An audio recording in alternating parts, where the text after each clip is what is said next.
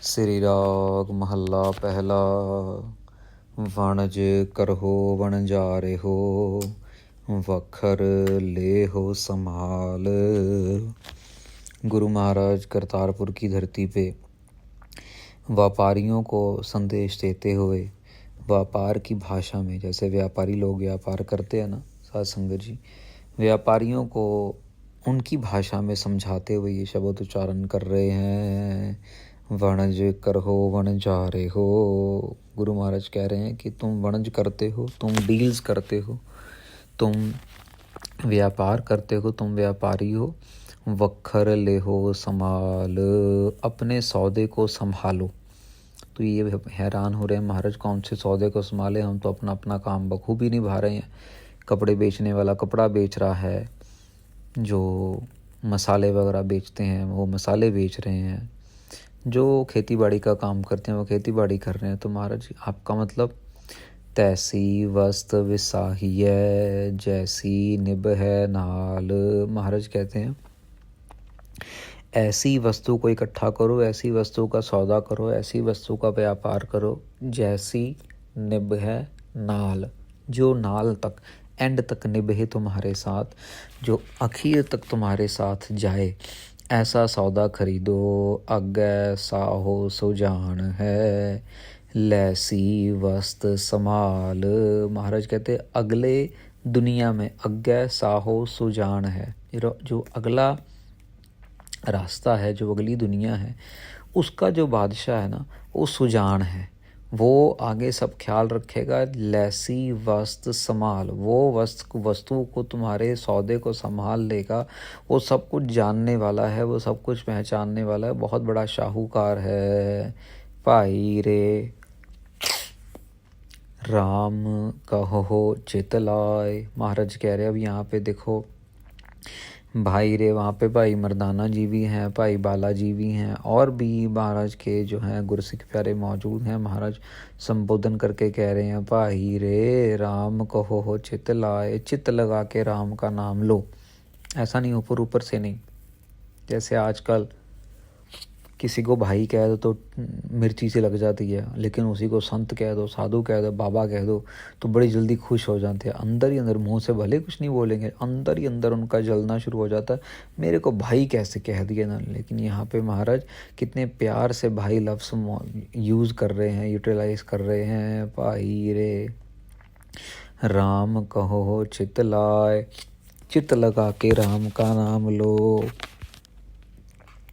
हर जस वखर ले चलो, सो देखे पति आए। महाराज कहते हैं कि हरि जस का वखर सौदा लेना है ना, तो हरि जस, हरि के जस का सौदा लेके जाओ। क्यों? क्योंकि जब साध संगत जी, जब आप कहीं से, मान लीजिए आप बाहर बॉर्डर से आ रहे हैं, कहीं से ऑस्ट्रेलिया से, अमेरिका से कहीं से आ रहे हैं, कुछ सामान लेके आ रहे हैं, और उसके बाद फिर कस्टम पे आके आपकी चेकिंग होती है और वो चेक करते हैं कि आपने टैक्स वैक्स पे किया है सही तरीके से कि नहीं किया। तो यहाँ पे भी महाराज कह रहे हैं कि सो देखा पति आए। पति आए का मतलब वो देखेगा और वो उसको अप्रूव करेगा। पति आए मतलब उसकी कह लो कि स्टैंपिंग करेगा। वो स्टैंपिंग तभी होगी जब वखर जो है, जो सौदा जो है वो सही होगा, वो स्मगल्ड नहीं होगा। तो महाराज कह रहे हैं ऐसी जे हर जस वखर लह चलो, हरि के नाम का, हरि के जस का सौदा लेके चलो, ताकि अगली दुनिया में आपकी स्टैंपिंग, आपकी कस्टम जो है वो क्लियर हो जाए। रहाओ। महाराज विश्राम दे के आगे वचन कर रहे हैं। जिना रास ना सच है, क्यों तिना सुख होए। महाराज कहते हैं जिसके सौदे में सच नहीं है ना, जिसने रास पूंजी इकट्ठी की है, उसके अंदर अगर सच नहीं है तो फिर सुख नहीं मिलने वाला। साध संगत जी, अब सच कैसे नहीं है? धोखा दे के पैसे इकट्ठे करेंगे तो सच कहाँ से होगा? पैसे इकट्ठे कर करके भी झूठ बोलेंगे तब कैसे सच होगा? अभी एक एग्जाम्पल लेते हैं। एक चोर है, वो चोरी कर रहा है, वो चोरी करके अपने घर वालों का पेट पूजा पाल रहा है। एक ये गलती है, ठीक है, हम सब मानते हैं, हम सब समझते हैं। दूसरी जगह एक ईमानदार बंदा, वो भी मैंने ईमानदारी से रोटी कमा रहा है। लेकिन ईमानदारी से रोटी कमाने को तो दुनिया जहान की निंदा चुगली, लोगों को दुख देना, लोगों को तकलीफ़ देना, लोगों के घर बार उजाड़ देना, झूठ बोल बोल के लोगों को बर्बाद करना, तो वो कहाँ की सच्ची ज़िंदगी है, वो कहाँ का सच है। तो यहाँ पे साध संगत जी सच की डेफिनेशन बहुत दूर तक चली जाती है और बहुत बारीकी तक, बहुत डीप चली जाती है। अगर सच को मानना है तो ऊपर से लेके नीचे तक मानना पड़ेगा, यही नहीं कि बस एक जगह पे मान लिया और दूसरी जगह पे उसको नकार दिया। खोटै वणज वणंजिए, खोटै वणज वणंजिए, मन तन खोटा होए। जो खोटे, जो झूठी डील करते हैं, जो झूठे वणज, झूठे व्यापार करते हैं, जैसे आपको एग्जाम्पल दे दिया, मन तन खोटा, उनका मन और उनका तन सब खोटा हो जाता है। यहाँ तक कि साध संगत जी आगे आने वाली जनरेशन्स तक उनकी खोटी हो जाती हैं। तो समा बताता है, जब लोग कहते हैं अरे हमारे बड़े बुजुर्ग तो अमृतधारी थे, अब हम तो करते ही नहीं, खाना पीना शुरू कर दिया, ये हो गया वो हो गया, बड़े मतलब मान से बोलते हैं भी हमारे बड़े बुजुर्ग तो अमृतधारी थे, लेकिन हम सिक्खी को नहीं कमा पा रहे, हम बाणी नहीं पढ़ते, हम सुबह नहीं उठते। ये तो जनरेशन्स को पता लगता है साध संगत जी। जब घर से सच निकल जाता है, जब घर से सिक्खी की दात निकल जाती है, इससे बुरी सज़ा दुनिया में और कोई भी नहीं कि अगर जन्म मिला भी, सिख के घर में जन्म मिला, लेकिन फिर भी सिक्खी नहीं कमाई जा रही। फाही फाथे मिर्ग ज्यो, दुख कढ़ों नित रोए। महाराज कहते हैं जैसे जब जंगल के अंदर शिकारी जब अपना जाल फैलाता है ना, और उस जाल के अंदर जब कोई हिरन फंस जाता है, फाही फाथे मिर्ग जियो, फाही मतलब जो जाल फैलाया होता है, फाथे फंस जाना, मिर्ग जियो हिरन जब फंस जाता है, दुख कणों नित रोए, फिर रो रो के दुख मनाता है, रोता रहता है, चीख मारता है, चिहाड़ मारता है, लेकिन उसको बचाने के लिए कोई नहीं आता। साध संगत जी महाराज भी यहाँ पे यही कह रहे हैं कि अगर हम गलत रास्ते पे चलेंगे, गलत तरीके से काम करेंगे, गलत तरीके से कमाई करेंगे, सही तरीके से कमाई करके गलत अवगुणों के साथ सहारे ज़िंदगी जिएंगे, तो फिर हमें भी रोना ही पड़ेगा। खोटे पोतै ना पवह, तिन हर गुर दरस न होए। महाराज कह रहे हैं खोटे पोतै ना पवह। साध संगत जी एक तो पुरानी कहावत है, चलो आजकल तो नोट आ गए हैं, चलो अभी तो डिजिटल पेमेंट्स ही आ गई हैं, पर एक ऐसा टाइम था जब सिक्कों के साथ व्यापार होता था और सिक्के खोटे और खरे निकलते थे। मतलब अगर किसी सिक्के में कोई मोरी हो गई या दाग हो गया, काला हो गया, बिल्कुल पहचान में नहीं आता, तो उन सिक्कों को खोटा कह दिया जाता था। तो महाराज कह रहे हैं खजाने में खोटे सिक्के नहीं पड़ते होते, खजाने में खरे सिक्के पड़ते हैं। खोटे पोतै ना पवह, तिन हर गुर दरस न होए। उनको खोटे लोगों को, जिनकी मत खोटी है, जिनके अंदर खोट है, जिनके अंदर कालापन है, उनको गुरु महाराज के दर्शन नहीं होते, उनको शब्द गुरु से प्यार नहीं बनता। खोटे जात ना पत है, खोट ना सीझस कोय।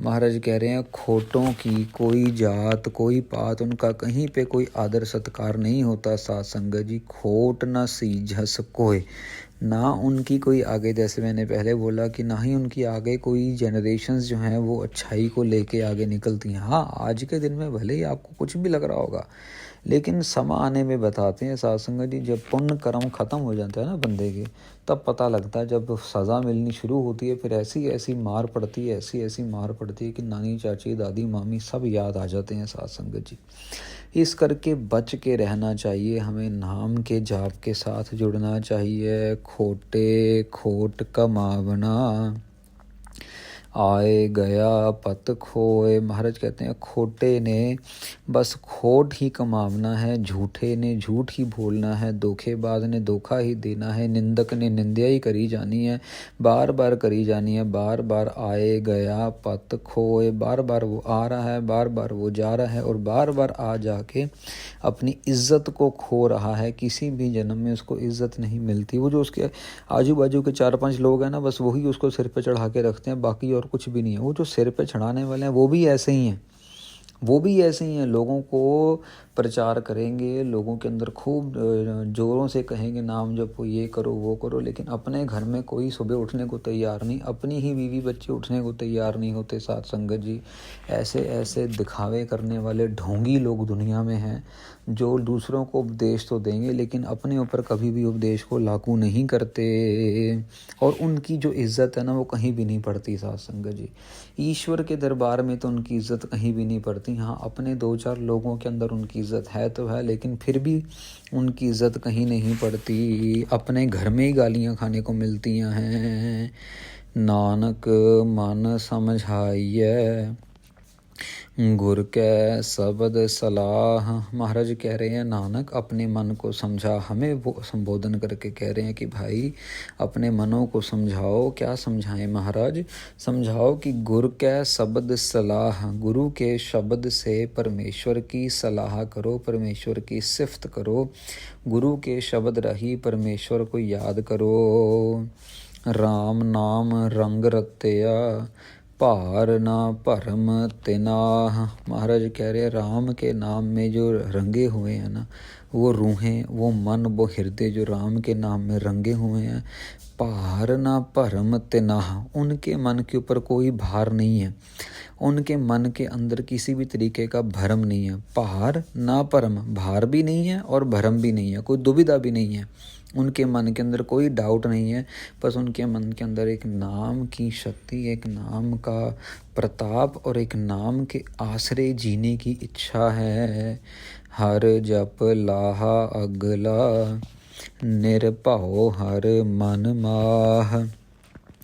महाराज कह रहे हैं हर जप लाहा अगला, वो यही चाहते हैं कि बस जब भी समझ लो कि उनको लाहे की बात आए तो बस उन्होंने नाम के लाहे को खटना है, ठीक है।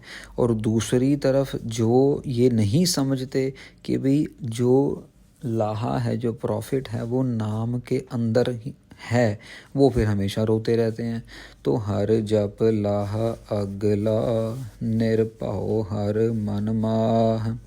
महाराज कहते हैं जिनको समझ आ गया कि भाई जो प्रॉफिट है वो नाम के अंदर है, वो हरि का नाम जप जप के वाहिगुरु वाहिगुरु कर कर के हरि के नाम का प्रॉफिट है, उनके अंदर फिर हरि आके निर्भव हर मन माह, उनके मन के अंदर आके हरि बस भी जाता है। वो जो निर्भव है, जिसको किसी से डर नहीं लगता और वो किसी से डरने भी नहीं देता, वो मन के अंदर आके बस जाता है। साथ संगत जी, हम सब किसी ना किसी तरीके का व्यापार कर रहे हैं, कोई किरत कर रहा है, कोई कारोबार कर रहा है, कोई जॉब कर रहा है, कोई पढ़ाई कर रहा है। अब ये शब्द हम सब के ऊपर ही लागू हो जाता है, भले कोई हाउसवाइफ है, भले कोई IAS अफसर है, भले कोई पॉलिटिशियन है, भले कोई और इंजीनियर, मैकेनिक, डॉक्टर है, कि हम सब व्यापार तो कर रहे हैं, कारोबार तो कर रहे हैं, पर हमारा कारोबार अगर तो झूठ के साथ जुड़ा है तो वो हमें नरकों में लेके जाएगा, और अगर हमारा कारोबार करते हुए या किर्त विहार करते हुए भी हम अपने आप को सच से जोड़ के रखे हुए हैं तो फिर हमें किसी तरीके की कोई चिंता नहीं। एक बार ना इसी तरह से नारद जी ने पूछा विष्णु जी से कि आपका फेवरेट जो है भगत कौन है। अब नारद जी उम्मीद लगा के बैठे थे भी मेरा नाम लेंगे, तो नारद जी को विष्णु जी ने कहा वो तो मैं तुम्हें बताऊंगा, पहले तुम ये कटोरा लो, इस कटोरे के अंदर गरम गरम तेल है उबलता हुआ, और पूरी पृथ्वी का चक्कर लगा के आओ। तो नारद जी बड़े खुश हो गए कि चलो मुझे सेवा दे रहे हैं और आके मुझे जवाब भी देंगे। तो नारद जी जब जाने लगे तो विष्णु जी कहते कि यार देखना, एक बात ध्यान रखना कि इस कटोरे की एक भी बूंद धरती पे ना डिगे, अगर धरती पे बूंद गिरी तो वहाँ से धरती खाक हो जाएगी और उसका पाप तुम्हें लगेगा और वो हर जाना भरना पड़ेगा, तो बहुत ध्यान से रखना, और जब चक्कर पूरा हो जाए तो आ जाना। नारद जी ने कटोरा पकड़ लिया, सारा ध्यान कटोरे की तरफ कि कहीं भी धरती में कोई बूंद नीचे ना गिर जाए। कभी दाएं मुड़ रहे हैं, कभी बाएं मुड़ रहे हैं, कभी सीधा चल रहे हैं, कभी कुछ 6 महीने लग गए। वापस आए, वापस आके कटोरा पकड़ाया तो विष्णु जी ने पूछा हाँ भाई आ गए? हाँ जी महाराज आ गए। कहते कि कोई नुकसान तो नहीं हुआ, बूंद नीचे तो नहीं गिरी? नहीं नहीं, बिल्कुल भी नहीं गिरी। कहते अच्छा। कहते हमारी याद आई?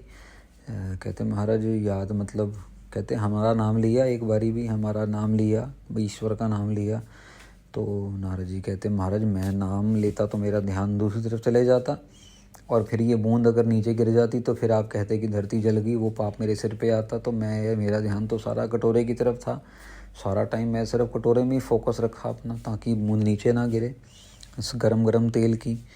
तो विष्णु जी मुस्कुराए, तो कहते महाराज मेरी सवाल का जवाब दिया आपने, दिया नहीं। कहते देंगे, कल ऐसा करो, एक ऐसी फलानी जगह पे एक किसान है और तुमने 24 घंटे उसके साथ बिताने हैं, उसको पता ना लगे।